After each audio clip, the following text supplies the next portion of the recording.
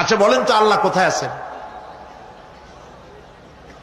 এটি একটি মুশকিলের প্রশ্ন।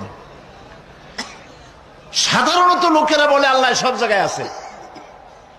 এই কথা, এই জবাব সঠিক নয়। আকীদা সাফ হতে হবে। আল্লাহ সব জায়গায় আছে এই কথা সঠিক নয়।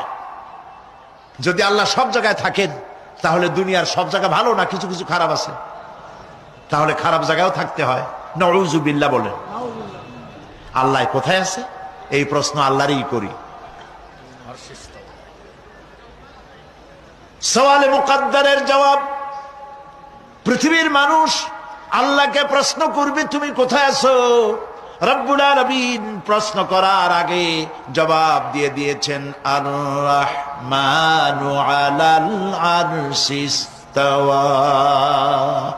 আল্লাহ পাক আরশে আজিমে আছেন। কোথায় আছেন বলে? এক আঙ্গুল আকাশের দিকে উঁচু করে বলেন আল্লাহ কোথায় আছেন?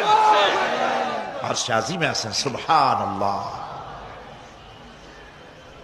তবে আরশে আজিমে আছেন যে অবস্থা এমন নয় যে তিনি সাংঘাতিক রকমের কুয়াশার কারণে বাংলাদেশে কি হইতেছে তা দেখতে পান না। সে আল্লাহ রাব্বুল আলামিন সব কথা পরিষ্কার করে বলেছেন, আমি তোমার ঘাড়ের কাছে। তার মানে আল্লাহর ইলম, তার নজর, তার সামা এবং তার বসর, তার দেখা, তার শোনা, তার ইলম সবটা আমাকে ঘিরে আছে, আমি তার বাইরে নাই। আল্লাহ মানুষকে সতর্ক করতেছেন,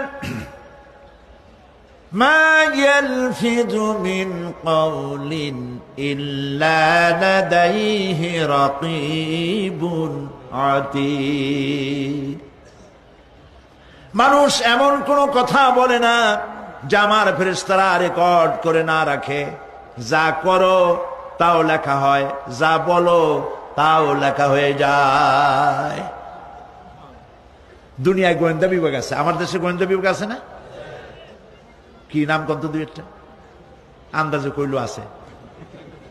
CID, DIB, DFI, army intelligence, কত রকম গোয়েন্দা আছে, কত বাহিনী আছে আপনি টের পাবেন না। পাগড়ি একটা বান্ধি আপনার সামনে বসা, আপনি বুঝবেন না যে আপনার আমল নামা রেকর্ড করতেছে ওখানে বসে। আপনি তো মনে করেছেন দরবেশ সাহেব 6 সেল্লা দিয়ে আসছে, কিন্তু তিনি গভর্নমেন্ট অফিসার, আপনার সর্বনাশ করতেছে, আপনি টের পাচ্ছেন না। এই যে যদি মানুষের রাষ্ট্র ঠিক রাখার জন্য দুনিয়ার সরকারের দরকার হয়, তাহলে আল্লাহ পাকের এই